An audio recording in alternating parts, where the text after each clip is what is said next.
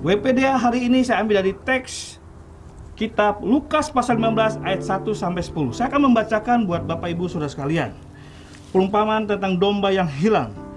Para pemungut cukai dan orang-orang berdosa biasanya datang kepada Yesus untuk mendengarkan Dia. Maka bersungut-sungutlah orang Farisi dan ahli-ahli Taurat.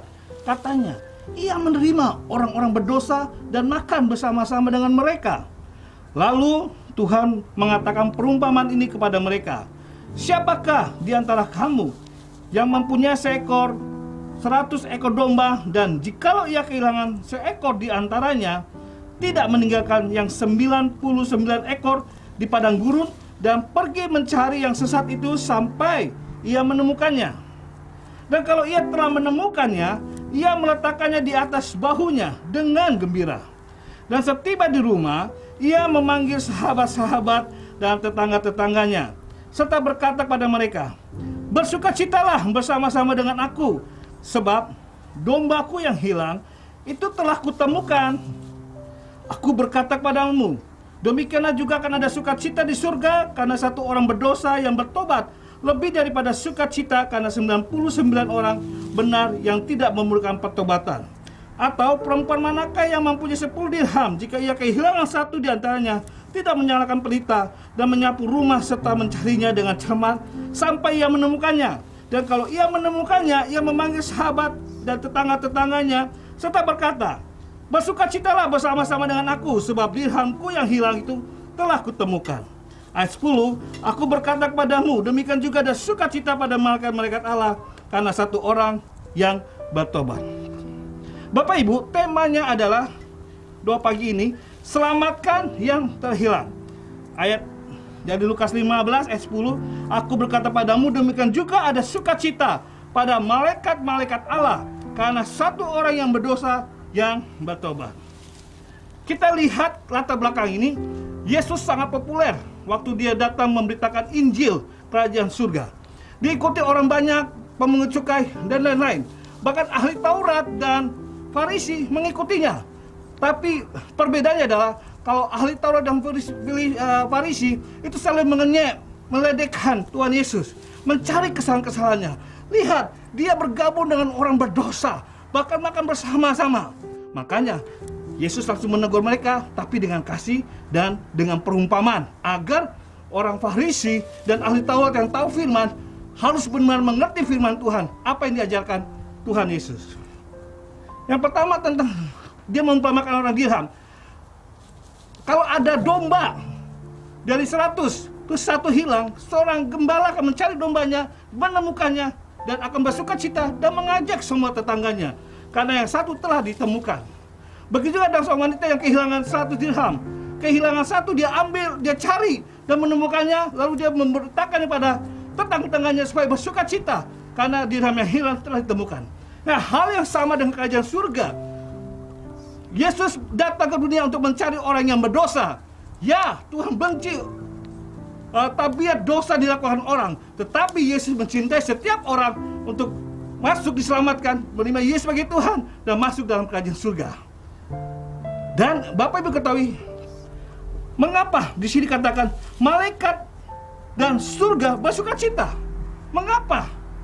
Karena ada satu orang yang bertobat.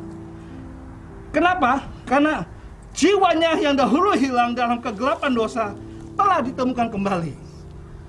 Karena jiwanya yang dahulu mati rohani telah dihidupkan kembali. Karena jiwanya yang dahulu di bawah kuasa iblis telah dipindahkan dalam kuasa Allah.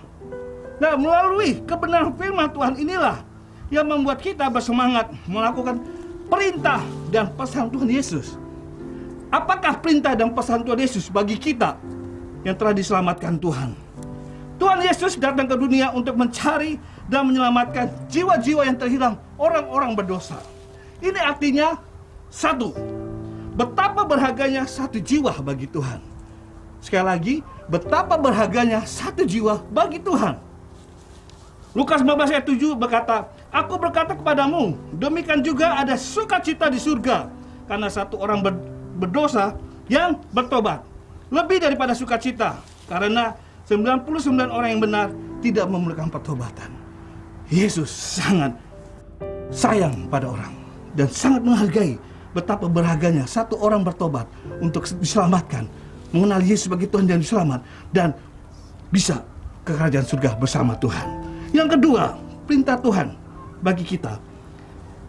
Kita harus memiliki hati Yesus yang dipenuhi belas kasihan kepada jiwa-jiwa yang terhilang. Sekali lagi, kita harus memiliki hati Yesus yang dipenuhi belas kasihan pada jiwa-jiwa yang terhilang. Matius 9 ayat 36 berkata, melihat orang banyak itu, tergeraklah hati Yesus oleh belas kasihan kepada mereka, karena mereka lelah dan terlantar seperti domba yang tidak bergembala. Mari kita punya belas kasihan bertuhan melihat jiwa-jiwa yang terhilang. Ketiga, kita harus pergi beritakan Injilnya kepada semua orang. Kita harus pergi beritakan Injilnya kepada semua orang. Matius 28 ayat 19 dan 20 berkata, karena itu pergilah, jadikan semua bangsa muridku, dan baptislah mereka dalam nama Bapa dan Anak dan Roh Kudus, dan ajarlah mereka melakukan segala sesuatu yang telah kuperintahkan kepadamu, dan ketahuilah, aku menyertai kamu senantiasa sampai pada akhir zaman. Kita memberitakan Injil dengan berbagai cara, Bapak Ibu. Contohnya hal yang kecil. Memberitakan Injil seperti menceritakan pertolongan Tuhan Yesus yang ajaib yang sudah Tuhan lakukan bagi kita. Contohnya ketika kita diberkati Tuhan, pekerjaan atau usaha kita, walaupun dalam pandemi ini, Tuhan masih memberkati pekerjaan kita. Ceritakan itu semua karena kemurahan Tuhan. Lalu ketika Bapak Ibu diizinkan Tuhan karena sakit penyakit apapun itu, tetapi Tuhan masih bisa sembuhkan, Tuhan masih selamatkan, ceritakan itu bagi banyak orang, supaya mereka melihat bahwa Yesus yang kita sembah adalah Yesus Allah yang tetap peduli dan mau menolong kita. Lalu ceritakan juga jika kita punya keluarga yang baik, hubungan suami istri, hubungan orang tua dan anak, mertua dengan menantu, kalau itu baik sampai saat ini, ceritakan bagi orang. Itu kan ada Tuhan hadir di dalam rumah tangga kita masing-masing sebagai keluarga-keluarga Kristen yang takut akan Tuhan dan melibatkan Tuhan dalam rumah tangga kita, sehingga rumah tangga kita, keluarga kita menjadi berkat bagi banyak orang dan Tuhan dipermuliakan. Sehingga mari kita beritakan Yesus adalah Tuhan dan Juru Selamat. Meskipun kita ada dalam pandemi saat ini kesempatan kita tetap bercerita bahwa Yesus itu adalah Tuhan dan Juru Selamat, bahwa Yesus ada Tuhan yang dahsyat, bahwa Yesus ada Allah yang baik, dan Yesus adalah Allah yang peduli bagi kita. Meskipun kita diizinkan mengalami lembah-lembah kekelaman, berbagai persoalan, tapi ingat, Tuhan sangat mengasihi kita, Tuhan sangat mencintai kita. Karena itu, kalau kita sudah mengalami kasih Tuhan, terlebih mengalami kuasa Tuhan, ceritakan semua karena Tuhan Yesus adalah Juru Selamat yang baik bagi kita. Filipi 2 ayat 9-11 berkata, itulah sebabnya Allah sangat meninggikan Tuhan Yesus dan mengambilkan kepadanya nama di atas segala nama, supaya dalam nama Yesus bertekuk lutut segala yang ada di langit dan yang ada di atas bumi dan yang ada di bawah bumi, dan segala lidah mengaku Yesus Kristus adalah Tuhan bagi kemuliaan Allah Bapa. Amin. Puji Tuhan. Saya akan mengakhiri dengan sebuah kesaksian. Ada seorang yang mengenal Tuhan, hidup di Jakarta, usahanya sukses diberkati, dan dia belum bertobat. Dia dari beragama sebelah, yaitu Buddha.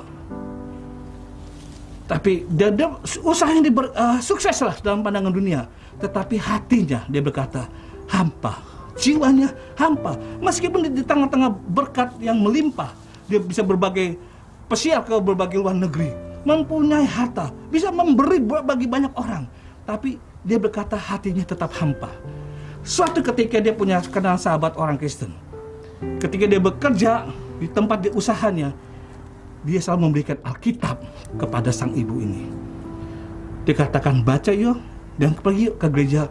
Oh ya, syek, dia bilang, terima kasih. Tapi cuma disimpan saja Alkitabnya. Dan ketika hari Minggu dia gereja, tidak mau. Yang dia bisa lakukan hanya pergi jalan-jalan, pasiar kemana-mana.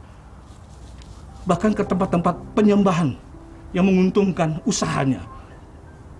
Lalu, tapi sang sahabatnya, teman ini tidak pernah nyerah, selalu mendatangi sang ibu ini untuk, yuk pergi ke gereja yuk, dan kamu akan melihat betapa damai hati ketika kita mencari Tuhan.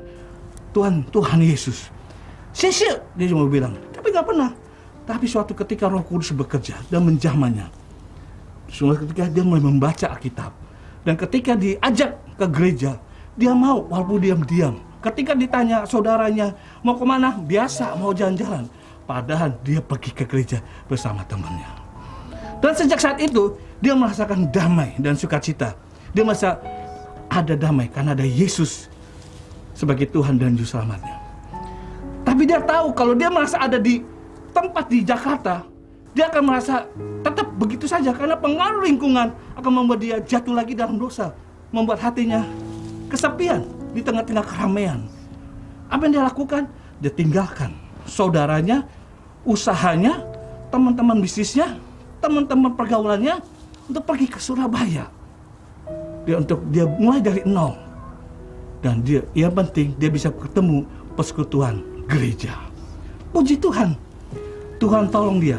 Dia ketemu dengan satu orang di gereja, di satelit kita salah satunya. Nggak sampai situ aja, mujizat juga Tuhan kasih. Dia adalah sebuah tempat usaha. Dikasih pinjam untuk dia buka usaha kembali. Sehingga bisa berjalan hingga sampai saat ini. Dan langkah yang dilakukan hanya sebagai ucapan syukur bahwa Yesus adalah Tuhan dan Juru Selamat yang sudah menyelamatkan hidupnya. Apa yang dia lakukan? Ketika dia jalan pagi, berjumpa dengan orang di tengah jalan atau pedagang-pedagang lain, dia selalu bersaksi bahwa Yesus adalah Tuhan. Bahkan dia berani mendoakan orang-orang yang berdagang yang dijumpainya di tengah-tengah jalan bahwa Tuhan Yesus sanggup memberkati. Bahkan dia berani mendoakan orang ketika berjumpa di mana saja bahwa Yesus Tuhan penyembuh. Wow. Di dalam kesibukannya, di dalam persoalannya, dia tahu inilah kesempatan bahwa Yesus harus diberitakan. Tidak perlu meluk-meluk belajar bahasa kitab berteologis, tidak. Ceritakanlah bahwa Yesus adalah Tuhan dan Selamat. Ceritakanlah perbuatan Tuhan, apa yang kita alami, sehingga nama Tuhan dipermuliakan dan orang lain boleh mengenal Yesus sebagai Tuhan dan diselamatkan Tuhan. Amin. Hal bagi kita semua. Saya tahu kita sedang bergumul di tengah-tengah pandemi ini. Bergumul dengan usaha ekonomi kita. Kita bergumul dengan rumah tangga kita, keluarga kita. Kadang-kadang kekhawatiran sering kita jumpai ketika kita membaca WhatsApp, media-media tentang berita masa kini karena beberapa orang yang terpapar. Ada yang sudah dipanggil, ada yang sedang bergumul. Kok kita sering membaca media-media, berita-berita dunia, itu bisa membuat iman kita kendor, membuat kita apatis. Tetapi kalau kita sering membaca kitab dan kesempatan kita memberitakan Injil, kita bercerita bahwa masih ada mujizat di tengah-tengah pandemi ini. Masih ada kasih Tuhan yang bisa memulihkan keluarga-keluarga yang sedang bergumul saat ini. Masih ada pertolongan Tuhan, kesembuhan di tengah-tengah orang yang sedang mengalami dengan kita berdoa dan menyapanya dengan berbagai hal apapun. Bahwa yang penting itu kita bisa memberitakan Yesus adalah Tuhan. Amin Bapak Ibu. Di dunia yang kita terbatas, apa yang kita miliki? Umur yang kita percayakan dan segala sesuatu yang dipercayakan Tuhan semua terbatas. Pada akhirnya kita akan memanggil Tuhan. Tetapi ketika kita menghadap Tuhan, bukan sekedar iman saja, tetapi yang ketika kita menghadap Tuhan, karena kita percaya Tuhan, plus kita melakukan perintah dan pesan Tuhan. Perintah pesannya, beritakan Injil kepada segala bangsa bahwa Yesus adalah Tuhan. Amin. Sehingga ketika kita menghadap Tuhan, Tuhan akan memberikan reward bagi kita. Kenapa? Melakukan perintah Tuhan, memberikan penghargaan. Hai hambaku yang setia, masuklah. Segala tempat sudah Tuhan sediakan dan kita akan berikan mahkota. Kenapa? Sebagai reward, penghargaan, karena kita melakukan perintah Tuhan selama di dunia. Ketika kita sedang diberkati atau sedang bergumul, tetap kita melakukan perintah Tuhan. Perintahnya adalah memberitakan Injil melalui kehidupan kita yang dipulihkan, melalui kehidupan kita doa-doa kita dijawab, melalui pergumulan-pergumulan kita yang sudah ditolong Tuhan, melalui, kalau sampai saat ini kita ada, karena kemurahan Tuhan masih ada dalam hidup kita. Karena itu mari kita bersyukur, kita berdoa, kita membaca kitab yang terus akan memberikan kekuatan dan sukacita dan damai, dan beritakanlah Injil melalui apa yang bisa kita lakukan, mendoakan orang lain, menasihati orang lain, sehingga nama Tuhan dipermuliakan dan Tuhan akan menghargai segala yang kita lakukan di bumi ini. Tuhan Yesus memberkati kita. Tetap semangat, tetap sukacita. Tuhan akan memberkati pagi kita ini. Haleluya. Mari kita berdoa.